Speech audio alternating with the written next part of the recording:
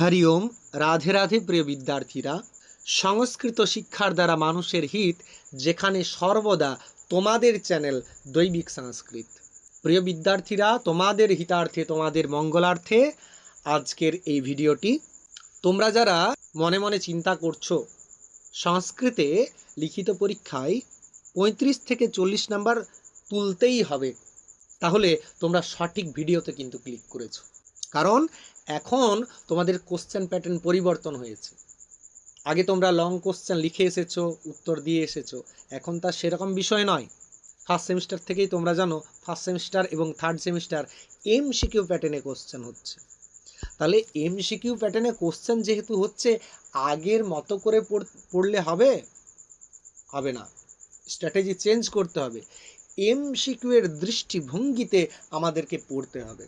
তাহলে ক্লাস 12-এর যেটা তোমাদের পাঠ্য রয়েছে গদ্য রাজবাহন চরিতম, সেই রাজবাহন চরিতম থেকে কোন কোন তথ্যগুলো এমসিকিউ এর জন্য বেশি গুরুত্বপূর্ণ, কোন কোন চরিত্রগুলো পড়তে হবে, কোন কোন অংশটি বিশেষভাবে জোর দিতে হবে, আর সবচেয়ে বড় কথা যেটা, 4টি অপশনের মধ্যে সঠিক অপশন কোনটি, সঠিক উত্তর কোনটি, সেটা দ্রুততার সঙ্গে কিভাবে চিনব, সেই সকল বিষয় আমি আজকে আলোচনা করব।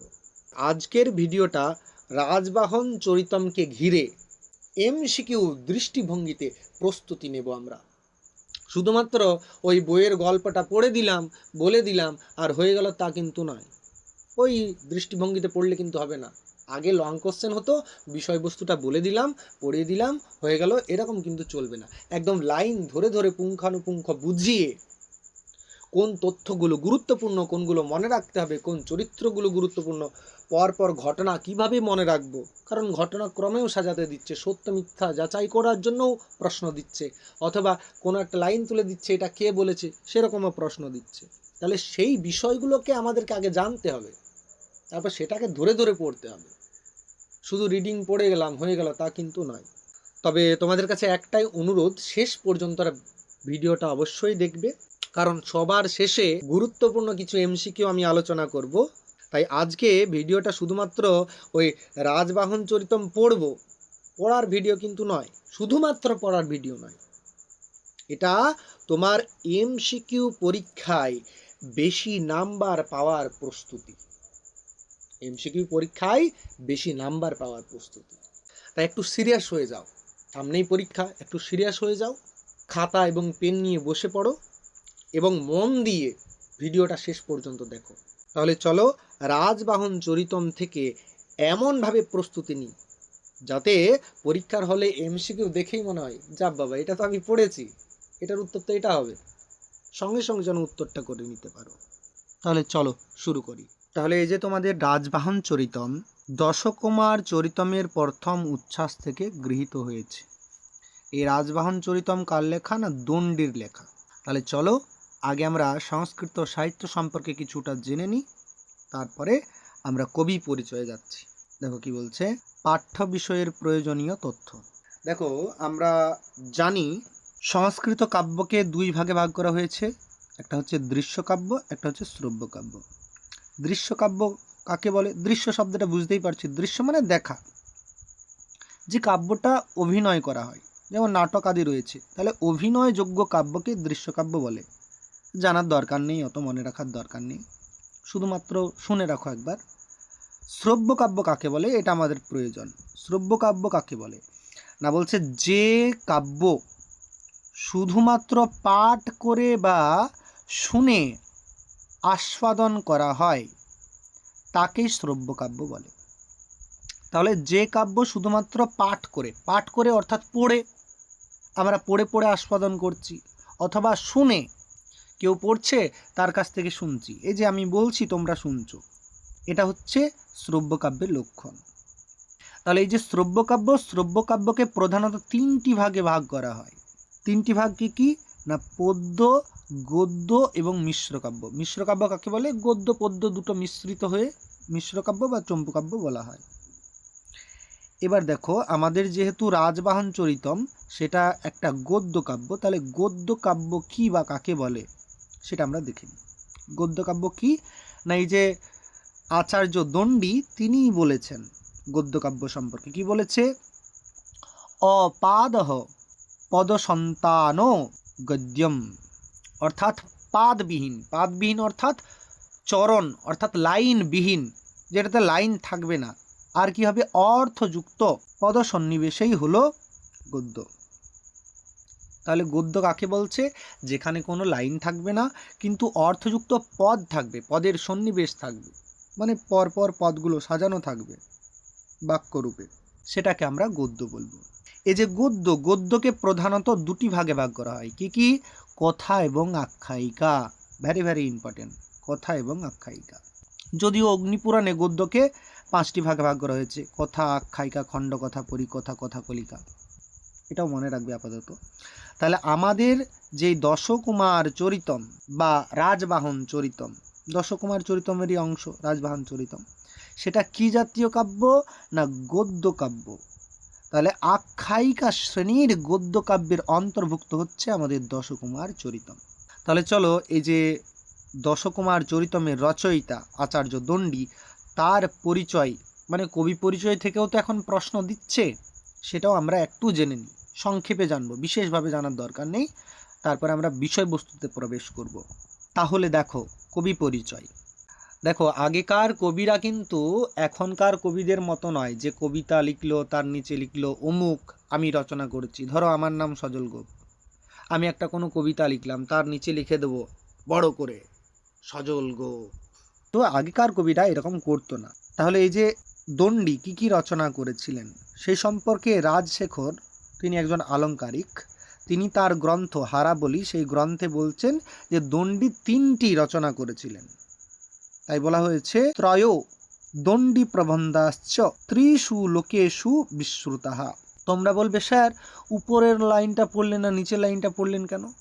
আমি আগেই বলেছি ভিডিও শুরু করার আগে, যেগুলো আমাদের প্রয়োজন সেইগুলো আমরা এখান থেকে নেব। যেহেতু এটা আমি বই আকারে লিখেছি, এই শুধুমাত্র একটা লাইন লেখা তো উচিত নয়, সেই কারণে আমি সম্পূর্ণ বিষয়গুলো দিয়েছি। এই বইটা আমি পাবলিশড করব ইপিডিএফ হিসেবে, পরবর্তীকালে যদি ছাপানো যায় সেটারও ব্যবস্থা চলছে। যদি কেউ নিতে চাও অবশ্যই কমেন্ট করে জানাবে বা আমাকে ফেসবুকে জানিও। এবং যারা আমার কাছে পেড ক্লাস করছো, টাকা দিয়ে ক্লাস করছো, তারা অবশ্যই এই পিডিএফটা পেয়েছো। তোমরাও যদি কেউ পেড ক্লাস অর্থাৎ টাকা দিয়ে ক্লাস করতে চাও, অনলাইন টিউশন পড়তে চাও, তাহলে অবশ্যই নিচে দেওয়া নাম্বারে যোগাযোগ করবে বা আমাকে ফেসবুকে SMS করবে, বা ওই যে নাম্বারটা দেওয়া আছে এটা হোয়াটসঅ্যাপ নাম্বার, এখানেও SMS করে জেনে নিতে পারো। তাহলে এখানে কি বললো? ত্রয় দণ্ডী প্রবন্ধাশ্চ ত্রিষু লোকেষু বিশ্রুতাহা, অর্থাৎ দণ্ডির 3টি রচনা, সেই 3টি রচনায় 3 জগতে বিখ্যাত। তাহলে দণ্ডির 3টি রচনা কি কি? না তার প্রধান 3টি রচনা হলো কাব্যাদর্শ, এটা হচ্ছে একটা অলঙ্কার শাস্ত্র। দশকুমার চরিতম, এটা হচ্ছে একটা গদ্য কাব্য। আর অবন্তী সুন্দরী কথা, এটাও একটা গদ্য কাব্য। এই অবন্তী সুন্দরী কথাটা একটু মনে রাখবে, এটা নিয়ে আবার আমরা আলোচনা করছি। দেখো, তাহলে দণ্ডির বংশ পরিচয়, ইনি কোন বংশে জন্মগ্রহণ করেছিলেন, এনার পিতার নাম কি, মাতার নাম কি, সেই সকল বিষয়গুলো আমরা জানবো। চলো দেখো, দণ্ডির লেখা অবন্তী সুন্দরী কথা, অবন্তী সুন্দরী কথা যে গ্রন্থটি রয়েছে সেখান থেকেই তথ্য পাওয়া যায়। কি কি তথ্য পাওয়া যায়? না দণ্ডী ছিলেন কৌশিকী গোত্রীয়, তার গোত্র কি ছিল? কৌশিকী। অনেকের হয় শাণ্ডিল্য, কাশ্যপ্য, মধুঋষি, তাই না? ঠিক সেরকম দণ্ডির গোত্র কি ছিল? কৌশিকী, কৌশিকী গোত্রীয় ছিলেন তিনি। আর তিনি ছিলেন বিখ্যাত কবি ভারবীর প্রপুত্র। প্রপুত্র মানে কি? না দণ্ডী ছিলেন কবি ভারবীর নাতির ছেলে।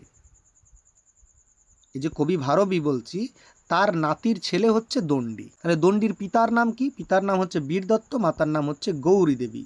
কিন্তু ছোট্ট বয়সেই তিনি মাতা পিতা হারা হয়ে যান। এর ফলে শ্রুত ও সরস্বতী নামে দুজনে তাকে লালন পালন করেন, তারপর বড় করে তোলেন। এটা কোথার থেকে জানা যায়? না অবন্তী সুন্দরী কথা থেকে জানা যায়। এবার দেখো, তাহলে যে দণ্ডী কোথাকার বাসিন্দা ছিলেন, কোথায় বসবাস করতেন, থাকতেন কোথায়? না দণ্ডির পূর্বপুরুষদের আদি বসবাস স্থান ছিল গুজরাটের আনন্দপুরে। পূর্বপুরুষরা গুজরাটের আনন্দপুরে থাকতেন, কিন্তু পরবর্তীকালে দাক্ষিণাত্যের মানে দক্ষিণ ভারতের কাঞ্চি নগরে এসে বসবাস করতে শুরু করেন। এটা মনে রাখবে। এবার কি বলছে দেখো, দণ্ডির সময়কাল, কোন সময়ের তিনি কবি ছিলেন, কোন সময়েতে তার আবির্ভাব ঘটে। দেখো আগেকার সময় কবিরা এসেছেন কোন সময়ে সেটা একদম সঠিকভাবে জানা যায় না, অনুমান করা হয় বিভিন্ন যুক্তি দিয়ে, সেটায় তর্ক বিতর্ক থাকে। মোটামুটিভাবে একটা যুক্তি দিয়ে বলা যায় যে দণ্ডী খ্রিস্টীয় 7ম শতাব্দীর প্রথমার্ধে তিনি ছিলেন। অর্থাৎ প্রথমার্ধ বলতে কোন সময়, 7ম শতাব্দীর প্রথমার্ধ বলতে এটা মতান্তর থাকতে পারে, তবুও বলছি 665 থেকে 720 এই খ্রিস্টাব্দের মধ্যে কোনো এক সময় দণ্ডী ছিলেন আর কি। এবারে দণ্ডী সম্পর্কে বিশেষ উক্তি, এটা ভেরি ভেরি ইম্পর্টেন্ট। কি বিশেষ উক্তিটি না, দণ্ডিনঃ পদলালিত্যং, এক কথায় দণ্ডির পরিচয়, এটা একবার দেখে নেবে সকলে। এমসিকিউ যেমন প্রশ্ন আসে, দেখো এই যে কবি পরিচয়, এখান থেকে এমসিকিউ প্রশ্ন কি কি আসে দেখো। আমি প্রত্যেকটা অংশ পড়াচ্ছি এবং তার সঙ্গে সঙ্গে আলোচনাও করে দিচ্ছি কেমনভাবে প্রশ্ন দিতে পারে, কি কি প্রশ্ন হতে পারে। দেখো প্রশ্ন কি হবে, দণ্ডির 3টি প্রধান রচনা কি কি, অপশন দিয়ে দিল ধরো, হ্যাঁ, বা এগুলির মধ্যে দণ্ডির রচনা কোনটি, বিভিন্ন অপশন দিয়ে দিল। যেখানে দেখলে যদি থাকে কাব্যাদর্শ তাহলে সেটা ঠিক হবে, অথবা দশকুমার চরিত সেটাও ঠিক হবে, আবার অবন্তী সুন্দরী কথা সেটাও ঠিক হবে। এই 3টি মনে রাখতে হবে, কিন্তু ভেরি ভেরি ইম্পর্টেন্ট। এছাড়াও আরও রচনা আছে তার, কিন্তু এগুলো ইম্পর্টেন্ট। কি বলছে, দণ্ডির গোত্র কি ছিল, কৌশিক। পিতার নাম, মাতার নাম অবশ্যই মনে রাখবে। প্রপিতামহ, এটা ইম্পর্টেন্ট, মনে রাখবে। কেন না, এই যে ভারবী একজন কবি, ইনি কিন্তু বিশিষ্ট একজন সংস্কৃত কবি, তাই ওনার নামটাও মনে রাখতে হবে। আদি নিবাস, আদি অর্থাৎ প্রথমে কোথায় বসবাস করতেন তার পূর্বপুরুষেরা, পরবর্তীকালে কোথায় বসবাস করতেন, লালিত পালিত কে করেন, লালন পালন পরবর্তীকালে, তার লালিত পিতা লালিত মাতা, সেগুলো মনে রাখবে। আর সময়কালটা মনে রাখবে। এগুলো কিন্তু মানে কবি পরিচয় থেকে এমসিকিউ হিসেবে দিতেও পারে। এবার আমরা মূল গ্রন্থে প্রবেশ করি, চলো। গ্রন্থ পরিচয় দেখো, দণ্ডী দশকুমার চরিতম যেটা রচনা করেছে তার 3টি ভাগ আছে।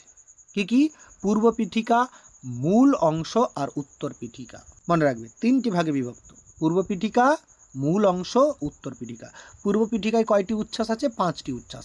বাকি এগুলো পড়ার দরকার নেই, কি কি বিষয় আছে, বর্ণিত বিষয় কি কি, অত জানার দরকার নেই। পূর্ব পীঠিকায় কয়টি উচ্ছ্বাস আছে মনে রাখবে, 5টি। মূল অংশটা একটু জানতে হবে। তাহলে মূল অংশতে কি আছে, দশকুমার চরিতমের 8টি উচ্ছ্বাস। মূল অংশে আছে 8টি উচ্ছ্বাস। এই 8টি উচ্ছ্বাসের মধ্যে প্রথম উচ্ছ্বাসের নাম হচ্ছে আমাদের রাজবাহন চরিতম, যেটা আমাদের পাঠ্য, এটাই আমাদের পাঠ্য, রাজবাহন চরিতম। মূল অংশের 8টি উচ্ছ্বাসের মধ্যে প্রথম উচ্ছ্বাস, যার নাম হচ্ছে রাজবাহন চরিতম, সেটি আমাদের পাঠ্য হিসেবে আছে। আর উত্তর পীঠিকায় কি আছে না, উত্তর পীঠিকায় দশম কুমার বৃষসূতের কাহিনী আছে আর এবং উপসংহার বর্ণিত আছে। এবার দেখো, এই যে দশকুমার চরিতম, অনেক পণ্ডিতেরা বলে থাকে যে দশকুমার চরিতম হচ্ছে আখ্যায়িকা শ্রেণীর রচনা, কিন্তু দণ্ডী নিজেই একটা মত পোষণ করেছেন। তিনি বলেছেন যে দশকুমার চরিতকে আলাদা রকমভাবে কোনো উপবিভাগের মধ্যে জড়ানোর দরকার নেই, এটাকে গদ্য হিসেবেই ধরে নাও, এটাই যুক্তিযুক্ত, এটাই যুক্তিসঙ্গত। এবারে 10 জন কুমার কে কে, একটা শ্লোক দেখো দেওয়া হয়েছে, শ্লোকটা ধরে ধরে আমি বলছি। প্রমতি মন্ত্রগুপ্তশ্চ মিত্রগুপ্তশ্চ বৃষসূতঃ। তাহলে এখানে কি কি নাম আছে, প্রমতি, মন্ত্রগুপ্ত, মিশ্রগুপ্ত আর বিশ্রুত।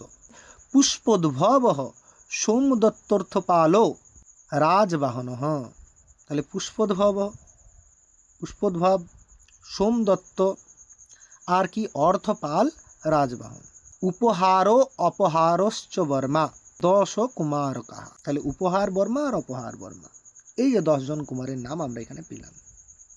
এবার তাদের জন্ম বৃত্তান্তটা দেওয়া আছে, কে কার পুত্র, তাদের মাতা পিতার নাম কি। এখন যেহেতু রাজবাহন চরিতম আমাদের পাঠ্য, প্রথমটা মনে রাখতে হবে, রাজবাহন চরিতম। তাহলে রাজবাহনের পিতার নাম হচ্ছে রাজহংস, মাতার নাম হচ্ছে বসুমতী।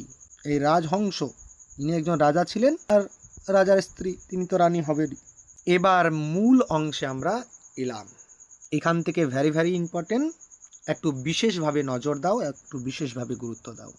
দেখো, দশকুমার চরিতে রাজবাহন চরিতম, আমাদের রাজবাহন চরিতমটাই পাঠ্য।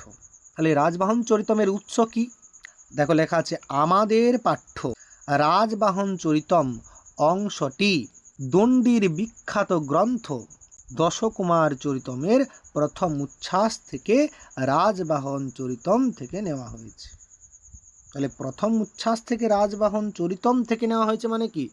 রাজবাহন চরিতমের সম্পূর্ণ রাজবাহন চরিতমটি কিন্তু দেওয়া নেই আমাদের রাজবাহন চরিতমের কিছুটা অংশ পাঠ্যরূপে দেওয়া আছে, সম্পূর্ণ রাজবাহন চরিতমটাও কিন্তু নেই, মনে রাখবে। তাহলে এই যে রাজবাহন চরিতম যেটা আমাদের পাঠ্য হিসেবে দেওয়া রয়েছে, এটি কোথার থেকে নেওয়া হয়েছে? না, এই যে দেখো, দশকুমার চরিতমের প্রথম উচ্ছ্বাস থেকে নেওয়া হয়েছে। দশকুমার চরিতমের যে মূল অংশ, সেই মূল অংশের 8টি উচ্ছ্বাসের মধ্যে প্রথম উচ্ছ্বাস থেকে নেওয়া হয়েছে। তারপর কি লেখা আছে? কাহিনীর সার সংক্ষেপ। এটা একটু ভালো করে ধ্যান দাও, এটা একটু যদি ভালো করে শুনে নাও তোমরা, এইখান থেকেই 75% রাজবাহন চরিতম থেকে 75% MCQ এর অ্যান্সার তুমি করতে পারবে। তারপর টেক্সটটা পড়তেই হবে, অবশ্যই টেক্সট পড়তে হবে, টেক্সট না পড়লে কিন্তু হবে না। টেক্সটটা আমি এর পরবর্তীকালে ভিডিওটা দেব, তাই যারা চ্যানেলে নতুন আছো অবশ্যই চ্যানেলটিকে সাবস্ক্রাইব করে দাও, এবং টেক্সটটা যদি তোমাদের প্রয়োজন অবশ্যই কমেন্টে জানাও। দেখো, এত কষ্ট করে ভিডিও দিচ্ছি শুধুমাত্র তোমাদের কাছ থেকে কি পাবো বলো তো? এক, তোমাদের উপকার হবে এবং আমারও একটু চর্চা হবে। যদিও আমি টিউশন পড়াচ্ছি অনলাইনে, তাতেও চর্চা হচ্ছে। তাহলে আমি এই ভিডিওটা কেন দিচ্ছি? দেখো, অনেক সাধারণ ছেলেমেয়েরা আছে যাদের টাকা দিয়ে টিউশন পড়ার সুযোগ হয় না। অন্তত মোবাইল নিয়ে একবার হলেও যদি ভিডিওগুলো দেখে, তার অর্ধেকের বেশি পড়া হয়ে যায়। কেউ যদি একটু ভালো করে ফলো করে, ইউটিউব, গুগল, এগুলো যদি ভালো করে ফলো করে, আর টিউশন নেওয়ার এখন বর্তমানে প্রয়োজন নেই, সব হাতের মুঠোতে। কিন্তু টিউশন নিলে কি হয়, একজন গাইডেন্স থাকে কেমনভাবে পড়তে হবে, একটু ইম্পর্টেন্ট যে বিষয়গুলো কোথাও আটকে যাচ্ছ সেইগুলোতে হেল্প হয়ে যায়। তা বিশেষভাবে তোমাদের কাছে একটাই অনুরোধ, অবশ্যই কমেন্ট করবে, অবশ্যই একটা করে কমেন্ট করে দিও। আচ্ছা চলো তাহলে কাহিনীর সারসংক্ষেপ, কাহিনীতে কি আছে দেখি। কি বলছে দেখো, প্রথম লাইন থেকে কিন্তু অনেকগুলো এমসিকিউ হতে পারে, ভালো করে শোনো। মগধরাজ রাজহংসের পুত্র রাজবাহন এবং মালবরাজ মানসারের কন্যা অবন্তী সুন্দরী পরস্পরকে ভালোবেসে গান্ধর্ব মতে বিবাহ করেন। অর্থাৎ লাভ ম্যারেজ। এই যে প্রেম করো যারা, প্রেম খারাপ জিনিস নয়, ভালো জিনিস, ভালোবাসা ভালো জিনিস, কিন্তু বাসাটা যদি ভালো হয়, ভালোবাসা, যার সঙ্গে ভালোবাসাটা করছো তার বাসাটা ভালো তো, অর্থাৎ তার মনটা ভালো তো। বাসা যদি ভালো হয় তার সঙ্গেই ভালোবাসা করা উচিত, নয়তো নয়। থাক, অন্যদিন আমরা ভালোবাসা সম্পর্কে আলোচনা করব। এখন এইখানে যে রাজহংসর ছেলে রাজবাহন আর মালবরাজ মানসারের কন্যা অবন্তী সুন্দরী, এদের ভালোবাসা, এদের প্রেম কাহিনীর কথা একটু শুনি চলো। তাহলে এখান থেকে কি কি প্রশ্ন হতে পারে দেখো, ফার্স্ট লাইন থেকে কি কি প্রশ্ন হতে পারে। প্রশ্ন হতে পারে যে রাজবাহনের পিতার নাম কি, ঠিক আছে, তখন হবে রাজহংস। আচ্ছা, রাজবাহন কোন রাজ্যের রাজকুমার ছিলেন? মগধ রাজ, তাহলে মগধের। দ্বিতীয় এরকম প্রশ্ন হতে পারে যে অবন্তী সুন্দরীর পিতার নাম কি, তিনি কোন রাজ্যের রাজকন্যা ছিলেন? এবারে হতে পারে এরকম প্রশ্ন যে রাজবাহন এবং অবন্তী সুন্দরী যে বিবাহ করেছিল, কোন মতে বিবাহ করেছিল? গান্ধর্ব মতে বিবাহ করেছিল। গান্ধর্ব মতে বিবাহ মানে কি? লাভ ম্যারেজ, অর্থাৎ ছেলে এবং মেয়ে দুজনের সম্মতি আছে, বাকিদের সম্মতি না থাকলেও যদি তারা বিয়ে করে নেয় সেটা হচ্ছে গান্ধর্ব মতে বিবাহ। তাহলে এখানে মুখ্য চরিত্রকে রাজবাহন, রাজবাহন হচ্ছে নায়ক, আর নায়িকাকে অবন্তী সুন্দরী। এরা দুজন প্রেম করে লাভ ম্যারেজ করে ফেলেছে, বিয়ে করে ফেলেছে, সাধারণ ভাষায় জেনে নাও। এবারে কি বলছে, বিবাহের পর অবন্তী সুন্দরী নানা চিন্তায় উদ্বেগে আকুল হলে রাজবাহন তাকে সান্ত্বনা দেওয়ার জন্য চতুর্দশ ভুবনের বৃত্তান্ত শোনান।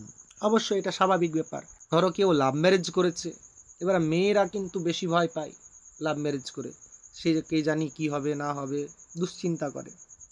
তা ঠিক সেরকম এখানে অবন্তী সুন্দরী কি হয়েছে, নানা রকমভাবে চিন্তা করছে, উদ্বেগে আকুল হয়ে পড়ছে। তখন রাজবাহন তাকে সান্ত্বনা দেওয়ার জন্য চতুর্দশ মানে কি 14টি ভুবন, ঠিক আছে। চতুর মানে হচ্ছে 4 আর 10 মানে হচ্ছে 10, তাহলে 4 আর 10 যোগ করে হয় 14। সেই 14টি ভুবনের বৃত্তান্ত মানে কথা, গল্প, সেই বৃত্তান্ত শোনান। চতুর্দশ ভুবনের যখন বৃত্তান্ত শোনান তখন কি হয় না, রাজবাহনের কথা শুনে অবন্তী সুন্দরীর মনে সব দুশ্চিন্তা ও অনুশোচনা দূর হয়। চতুর্দশ ভুবনের বৃত্তান্ত শুনেছে কার কাছ থেকে না, রাজবাহনের কাছ থেকে। তাহলে কে কাকে চতুর্দশ ভুবনের বৃত্তান্ত শুনিয়েছে?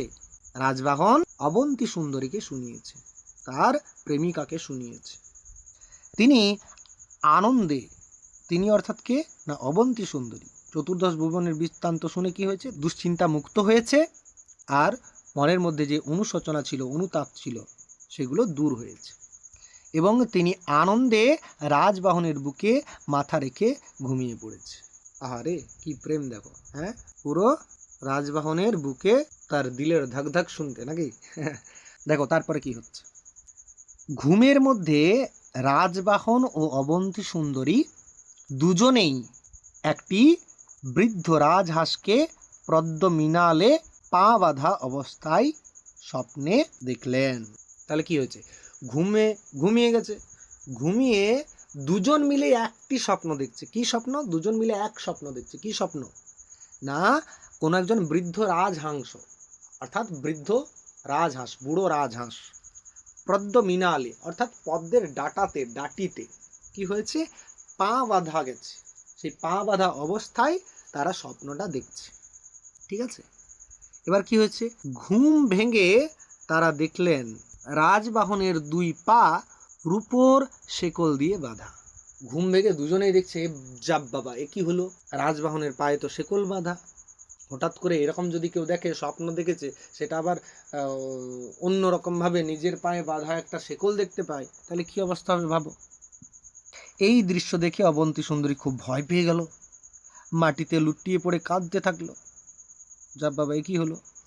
তার কান্না শুনে অন্তঃপুরের রক্ষীরা সেখানে আসে।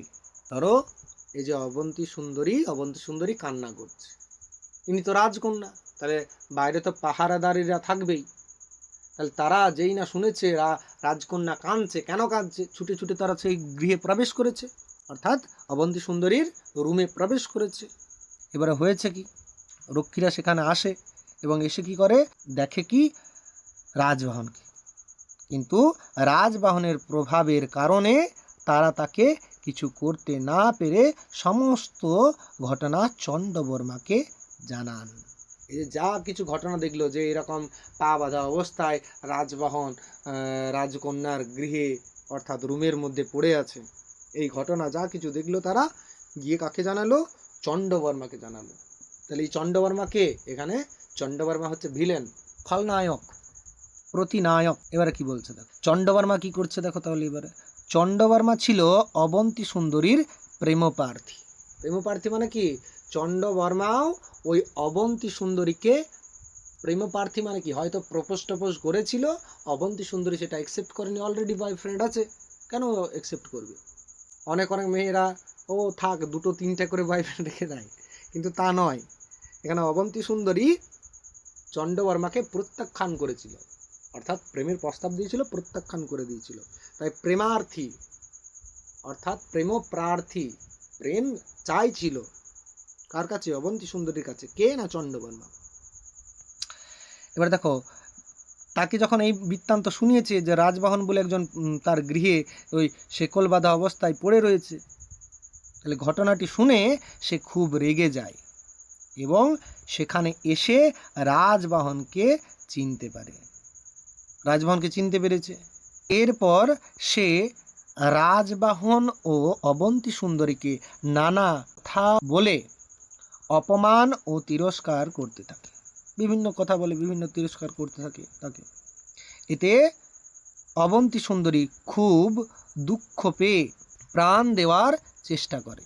তখন রাজবাহন তাকে সান্ত্বনা দিয়ে পূর্বজন্মের সেই রাজহংসের কথা মনে করিয়ে দেন।